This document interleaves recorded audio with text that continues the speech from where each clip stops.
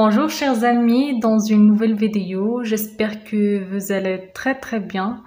Alors aujourd'hui, nous allons découvrir les grands changements politiques pendant l'époque du 19e siècle.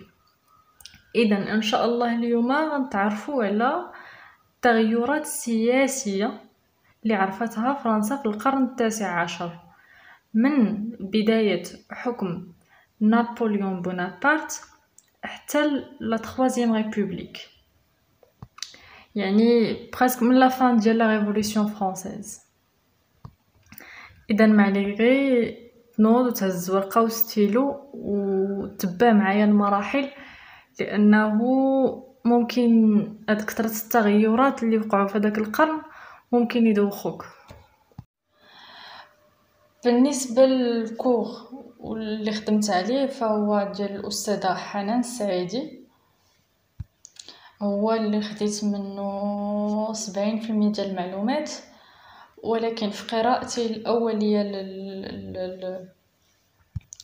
الكور اللي حطت لينا ما قدرتش نفهم 100%، حتى عمقت البحث في بلايص اخرين عاد قدرت نفهم العلاقه بين ما هو ادبي وما هو سياسي، وقدرت نفهم اولا بعد دوك التغيرات السياسيه.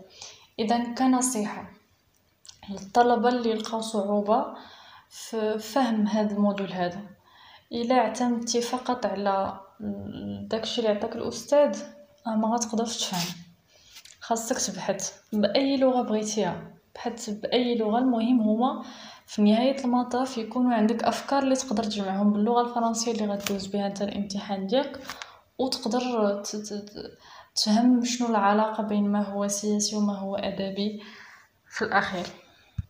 وكيف ما قلت في البدايه ان شاء الله غادي نبداو غير بالبلان بوليتيك، و لي فيديو الاخرين ان شاء الله نخصوهم للتطور العلمي، التطور الصناعي، التطور الاقتصادي، لانه كل شيء في فيديو واحد راه غادي يمشي حتى لساعتين ديال المكان. Alors on commence.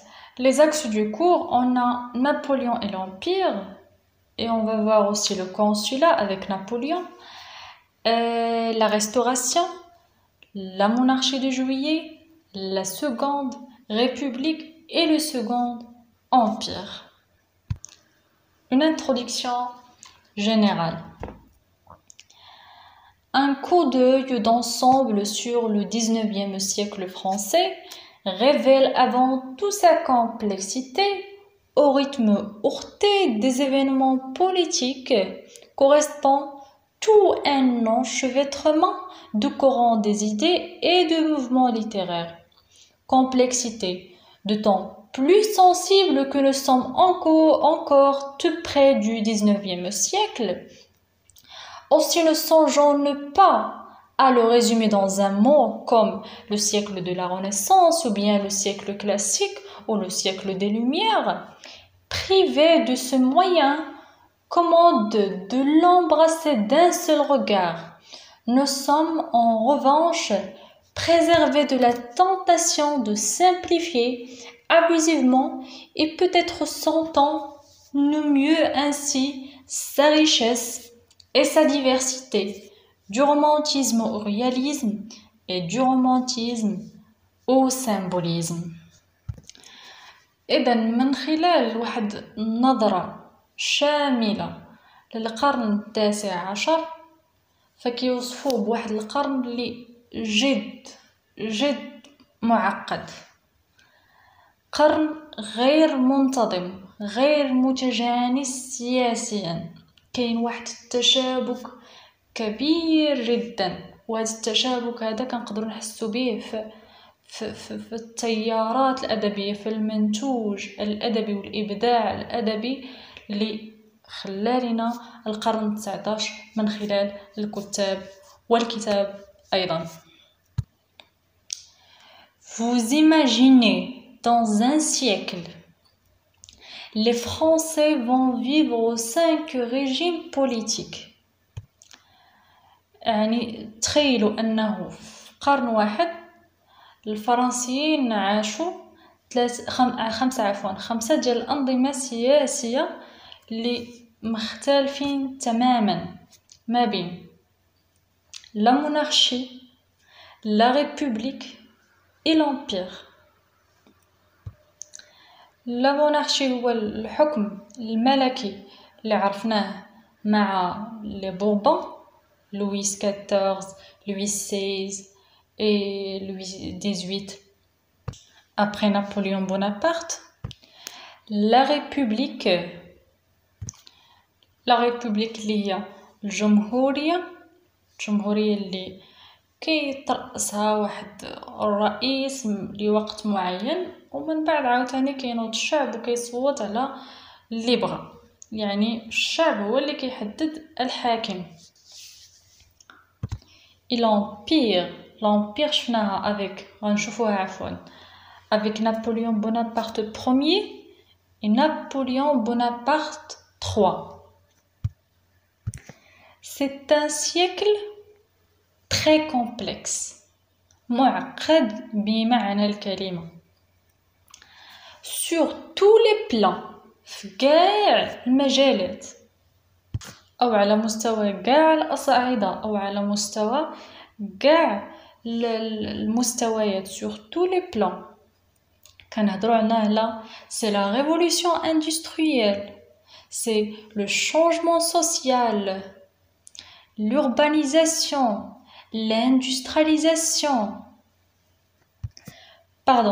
industrialisation, développement de la science et révolution، plusieurs révolutions. إذن القرن 19 عرف لينا واحد التطور، واحد التغيير على المستوى السياسي، على المستوى الاقتصادي، على المستوى العلمي، على كاع الأصعدة، أي حاجة. كان القرن 19 أوروبا وفرنسا عرفوا واحد التغيير كبير. l'Europe va changer totalement le visage. C'est un siècle particulièrement agité et particulièrement complexe. كوصفاته particulièrement agité بحال قلتي هائج ومعقد بزاف. Ce n'est pas un siècle comme les autres، ماشي بحال داكشي اللي شفنا في القرون الوسطى، le mouvement classique، les siècles lumière، la renaissance. هذوك بعدا كيف ما قلت قبل راه قدروا يعطوهم سميه. هاد السيكل هذا القرن 19 ما عندوش شي سميه اللي محدده، كاين واحد التنوع كبير، une grande diversité. La France va connaître le retour des rois après la chute de Napoléon، يعني رجعوا لينا الملك الاخر. هادشي غنشوفوه بالترتيب. وهاد الفتره هذه اللي تسمات لينا لا ريستوراسيون، فاش وقع لينا لا شوت ديال نابليون بونابرت ومشى للمنفى، ورجعوه بلاصتو لويس 18 اللي هو خو لوي 14 اللي عفوا لوي 16 اللي عدمناه في لا ريفولوسيون فرونسيز. مشاو عاوتاني رجعوا خوه يولي هو اللي كيحكم، ومعاه رجعت لينا لا مونارشي، رجع لينا داك الحكم الملكي. هادي من بعد لا ديفيت دو نابليون بونابرت واترلو، في الهزيمه ديال نابليون بونابرت في المعركه ديالو الاخيره. باش ما نتلفكمش انا غادي نبدا بنابليون بونابرت. نابليون بونابرت هو واحد الشخصية قوية مؤثرة جدا في القرن 19. رجل سياسي بامتياز، ذكي جدا، خدم عقله وذكاؤه وموهبته باش يقدر يوصل للحكم، واستغل الثورة الفرنسية وقدر يوصل للحكم فعلا. بفضل الذكاء ديالو حقق نجاحات كثيرة ومهمة، وربح في حروب، وتمكن من انه ينهي الثورة الفرنسية، وقدر يولي قنصل للدولة الفرنسية. قنصل هو لو كونسول، ومنها جاتنا لو كونسولا اللي شفناها. كاين لو لومبير، كاين نابليون، لو كونسولا اي لومبير. هنا جانا لو كونسولا مني ولا نابليون بونابرت قنصل على فرنسا، ولا قنصل سنة من 1799 من بعد لو كو ديتا. لو كو ديتا هو لو في ديال انك تاخد الحكم بعنف، بقوة، بأي حاجة. مهم لو كو ديتا يعني كدير داكشي اللي في جهدك، سواء بطريقة اللي هي مزيانة ولا ما مزيانش، وكتوصل للحكم. من بعد هاد لو كو ديتا اللي دار نابليون بونابرت ولا قنصل ديال فرنسا. وهاد القنصل هذا هو ايضا شكل من اشكال السيطرة والحكم. هو ايضا نظام سياسي كان عنده الحق في تشريع القوانين وفي تنفيذ القوانين. كانوا عنده بزاف ديال الصلاحيات. من بعد ما ولا كونسول بقى كيطور في المكانه ديالو، بقى كيحقق في النجاحات وكيربح في الحروب ديالو، حتى قدر يولي امبراطور لفرنسا في سنه 1804 ولا امبرور. وهنا ولات عندنا امبراطوريه، وهنا منين جاتنا لومبير من بعد لو كونسولا. الامبراطوريه ديال نابليون بونابرت بدات لينا من 1804 حتى 1815.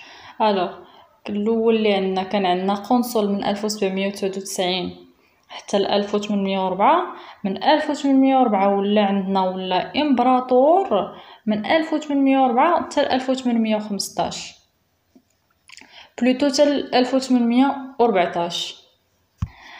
كان الهدف ديال نابليون بونابرت هو يحكم اوروبا كلها، واللي مالا كان بغى يحكم العالم كله، كان باغي السلطه كلها تكون في يديه. ولكن من بعد ما بداو الهزائم، يعني الهزائم ديالو، فخسر في بعض الحروب وبدا كيتنفى. اذا من بعد هذوك الانتصارات ولي غلواغ في لي غير ومن بعد ما ولا قنصل ولا لينا امبراطور وغادي في التطور، في واحد الوقيته بدا في الانهزامات وبدا في التدحرج للاسفل. وهذه هي دوره حياه اي كائن، بحال هذيك ديال الحلزون، ديك الدوره ديال الحلزون كتكون في الاول في التحت، كتبقى طلع بشويه حتى كتولي في واحد اللحظه في القمه عاوتاني كتجلس شويه في القمه وكتعاود ترجع منين جيتي. هكا وقع على السيد. كان في الاول شخص عادي، راه كان يعني الا مشيتو تقراو الاصل ديالو، الحياه ديالو، السيره الذاتيه ديالو كيفاش بدا، غتلقاو عادي بحال كاع الناس. من بعد استغل عقلو، استغل الذكاء ديالو تا ولا قنصل. من بعد ما ولا قنصل ولا امبراطور، حقق نجاحات كثيره، حقق ارباح كثيره، ولا رجل غني، ولا رجل سياسي قوي. ولكن في واحد الوقيته كاي كائن من الكائنات بدا في الهزيمه ديالو بدات شويه بشويه، لانه كيف ما قلت لكم هو كان بغى يولي يحكم اوروبا كلها. فالاوروبا دارت واحد الاتحاد بيناتهم ضد فرنسا، باش هذاك يتحيد من الحكم. وكنتيجه في 1814 نابليون بونابرت تنازل وتنفى في واحد الجزيره سميتها ليل ديلب. وكان النفي الاول، لانه هو تنفى 2 ديال المرات. مشى تنفى لمده سنه، وهنا فين نرجعوا لينا لوي 18 مشى تنفى سنه ورجع عاوتاني يحكم واحد المده، هذيك 100 جور، واحد 100 يوم، واحد 3 شهور، عاوتاني حكم ولا حكم عاوتاني. ولكن من بعد عاوتاني تنفى مره اخرى النفي الثاني، ولكن النفي الثاني كان نفي بصفه نهائيه، هزيمه اخيره وتنفى وما بقاش رجع، بقى حتى مات الله يرحمه. اذا كيف ما قلت لكم من بعد النفي الاول يعني من بعد سنه رجع للحكم، ولكن من بعد واحد الحرب دارها ضد لونجلتير في واترلو خسر وسالب النفي للمره الثانيه في واحد البلاصه سميتها سانت إيلين، وصافي مشى بصفه نهائيه وجالينا عاوتاني الحكم ديال لوي 18. عافاكم ما تنساوش هادي ديال هاد لي 100 جور، وانه هاد السيد هذا راه تعرض لنا في 2 ديال المرات ومشات تنفاس لمده سنه، ومن بعد رجع الحكم واحد 100 يوم من لو 1er مارس jusqu'au le 18 juin 1815. Le retour depuis l'île d'Elbe de Napoléon provoque le départ précipité des Bourbons de nouveau sur les routes de l'exil. Le combat contre les puissances européennes reprend jusqu'à la défaite de Waterloo. Après 3 mois de nouveau pouvoir pour Napoléon Ier. Cette défaite à Waterloo met fin définitivement à l'empire napoléonien. Napoléon abdique une seconde fois. وتهنينا من نابليون وغنبداو مع لي بوربون une autre fois. Alors من بعد الهزيمة ديالو on va en Espagne pour demander au frère du roi Louis XVI, on va demander à Louis XVIII de revenir en France et reprendre le pouvoir. C'est l'époque de la Restauration. رجعنا لوي 18 للحكم، هو اللي ولا ملك من بعد الهزيمة والنفي ديال نابليون بونابرت، والحكم ديالو غيدوم من 1915 حتى 1824. Donc après l'abdication de Napoléon, c'est Louis XVIII qui est accédé au trône, et cela marque le retour de la monarchie. Alors كانت عندنا la république، دابا ولات عندنا عاوتاني la monarchie avec Louis XVIII.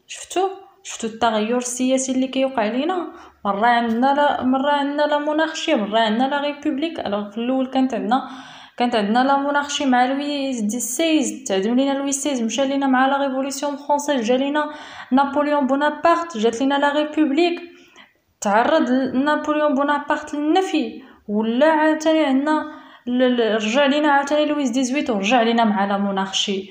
لا مونارشي هاش كنقصدو بلانستابيليتي بوليتيك، وباقي العطا يعطي لويس 18 راه باقي تابعينو وحدين اخرين. لو روتور دو لا مونارشي سي ليبوك دو لا ريستوراسيون. فاش تسمعوا هاد لا ريستوراسيون هادي عرفوها باللي فاش رجع لينا لويس 18 للحكم وفاش رجع لينا هاد النظام الملكي، هادي هي لا ريستوراسيون.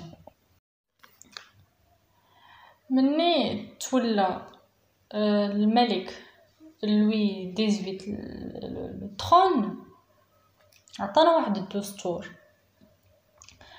هاد الدستور كان بين قوسين منفتح مقارنة مع الحكم اللي كان مع الأخ ديالو، رغم أنه كان لو سوفراج سانسيتير، يعني إلا بغيتي تصوت خاصك تعطي الفلوس، يعني بحال غير الناس الأغنياء اللي عندهم الحق في التصويت. ولكن في نفس الوقت كان مع الحرية مع المساواة، وهذيك الفترة اللي كان كيحكم فيها كانت كتميز بالهدوء، كانت كتميز بشوية ديال هاك الرفاهية، يعني كانت واحد شوية ديال استابيليتي مقارنة مع فاش غادي يولي خوه هو اللي غيحكم. كان هو بوكو بلو ليبرال كو سون فرير. ولكن غادي يموت في سنة 1800 و24 وغادي نكونوا سالينا مع لوي 18 ولكن غادي يعطي الحكم غادي يجوز لخوه اللي هو شارل 10. Charles X qui prend le pouvoir après son frère. Charles X est un roi moins libéral que Louis XVIII.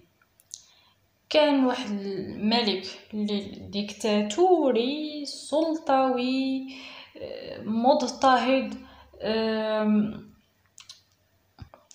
رفع علينا من الثمن ديال التصويت،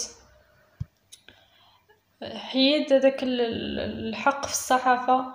المهم كان متشدد جدا. هادشي اللي خلى انه الشعب يثور ضد الملك، يعني بسبب ديك الديكتاتورية وديك السلطوية وديك القسوة على البوبل دار ريفولوسيون كونتر لو روا. وكانوا 3 ايام ديال الثورة اللي سميتهم لي 3 غلوريوز 27 28 29 جويي 1830. كانوا كافين انه الملك يتنازل على الحكم. من بعد الهزيمة ديال لا شوت دو شارل 10، Louis Philippe qui va arriver au pouvoir après l'abdication de Louis XVIII et de Charles X. هاد السيد هذا كان مختلف عاوتاني على هاد القدام هادو، كانت عنده افكار سياسيه مختلفه.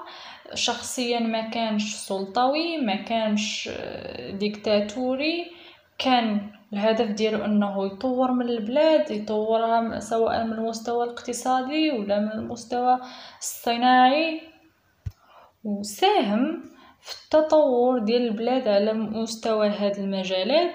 لكن رغم هاد التطور والتقدم وهادشي كله اللي عرفته فرنسا خلال الحكم ديالو، لكن في واحد الوقت عرفت واحد الأزمة اقتصادية بسبب مشاكل في سنة 1847.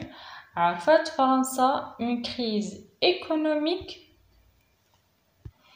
Cette crise conduit à l'abdication et la chute de Louis Philippe.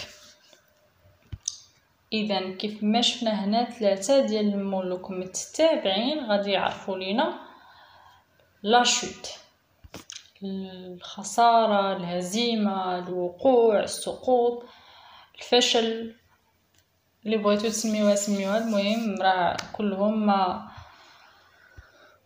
ما كانش عندهم نهاية اللي سعيدة.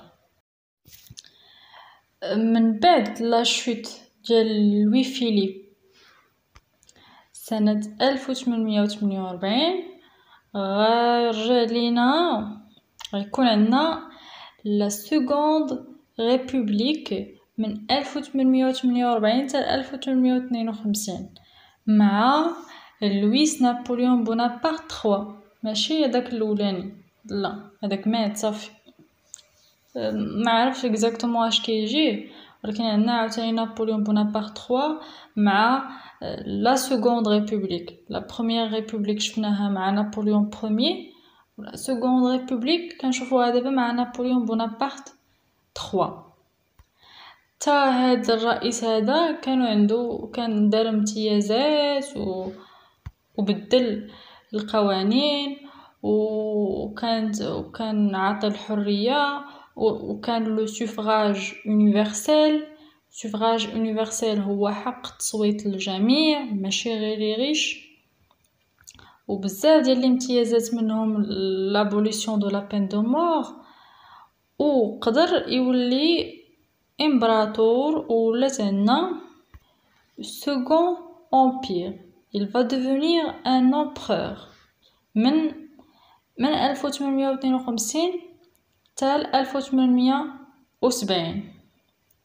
عاد من بعد شي سنوات غتولي عندنا عاوتاني لا 3 ريبوبليك. إذا شفتوا on a vu le consulat avec Napoléon Ier, l'empire du Napoléon Ier, la restauration après 1814 avec Louis XVIII, avec Charles X et avec Louis-Philippe, la monarchie de Juillet, la Seconde République, le Second Empire. La France va connaître le retour des rois après la chute de Napoléon, dans la défaite de Napoléon à Waterloo. Et on va en Espagne pour demander aux frères du roi Louis XVI, on va demander à Louis XVIII de revenir en France et reprendre le pouvoir après que chassé Louis XVI du pouvoir. C'est l'époque de la Restauration. Après la Restauration, vous allez voir les rois qui vont être comme Louis XVIII. Alors, le 19e siècle est un siècle très riche, très divers, d'un point de vue politique, artistique et d'un point de vue littéraire. Il est d'une grande complexité et on ne peut pas le résumer dans une appellation précise. كنتمنى ان شاء الله تكونوا فهمتوا هادشي كله اللي قلت، وهاد التغيرات السياسية في الأنظمة السياسية في هاد القرن. هادشي قلتو بخلاصة وبعجالة. بإمكانكم تعمقوا البحث في كل ملك في الفترة، في الحروب اللي كانوا، في النجاحات لي غلواغ ديال نابليون بروميي، في الأسباب ديال النفي ديالو، في لي ريفوليسيون اللي وقعوا السبب ديالهم، بوكو دو شوز. مي هادشي اللي ذكرت هو لو بلوز امبورطون. غير بإمكانكم تبحثوا في السيرة الذاتية ولا في لي غلواغ دو شاك روا او بيان دو شاك بريزيدون. وكيف ما قلت لو كونتكست بوليتيك مهم بزاف باش تقدر تفهم لو كونتكست باش تقدر تفهم هادوك لي زوفر. باغ اكزومبل لا كوري، ما يمكنش لينا نفهمو لا كوري الا ما حطيناهاش في لو كونتكست ديالها، ما يمكنش نفهمو الاحداث ولا الا ما حطيناهاش في لو كونتكست ديالها. هي كانت مع لو سكوند امبير avec نابليون 3. ما يمكنش نفهمو إغناني الا ما حطيناهاش في الكونتكست ديالها. كاينه مع فيكتور هوغو avec le romantisme، مع le changement في l'écriture. كاين هذاك كانت لا ريفوليسيون في الرومانتيزم، كانت la révolution contre l'écriture classique, contre les règles, les unités, l'unité du temps, l'unité du lieu, l'unité d'action, la vraisemblance, etc. يعني le contexte politique مهم جدا جدا باش نقدروا نفهموا إغناني، وباش نقدروا نفهموا لا كوري، وباش نقدروا نتمكنوا مزيان من الموديول ديال ليستوار دي زيدي. الوغ كنصيحه ما تقراوش كو سوا لا كوري ولا إغناني قبل ما تعرفوا الكونتكست هيستوريك ديالهم. الحمد لله من حسن حظنا انهم كلهم كاينين في القرن 19، يعني ماشي كل وحده في قنت، كلهم في القرن 19، غير كل وحده واش من كورون. كنشوفوا مثلا لا كوري avec le naturalisme ou l'Hernani avec le romantisme. يعني خاص تكون عندك درايه بهاد لي كورون ليتيرير، عاد تعرف الاحداث اللي وقعوا، عاد من بعد بامكانك تمشي وتقرا وتفهم que ça soit la pièce théâtrale Hernani ou bien le roman romantique, le roman La Curée. وهادشي اللي درت انا شخصيا. انا باقي ما قريتهمش، قريت غير لا سين 1 ديال اغناني و لو شابيتر 1 ديال ماشي لو شابيتر، غير داك لانسيبيت ديال لا كوري، صافي دير داك التكست الاول. كان واحد الصعوبه في انني نفهم شنو كيتقال. داكشي علاش قررت انه غادي نبدا بليستوار دي زيدي هي الاولى، وحيتاش ليستوار دي زيدي هي بحال قلتي شامله بلو جينيرال، وهادوك متخصصين في كل حاجه. فهمتوا؟ يعني من الاحسن تبداو بليستوار دي زيدي وتفهموا لو كونتكست هيستوريك وتفهموا لو كونتكست بوليتيك سوسيال ايكونوميك اندستريال، هادشي كله. et après ان شاء الله قراو لو رومان او لا بيس تياترال. والله يوفقكم ويوفقنا ان شاء الله. وشكرا جزيلا على حسن تتبعكم.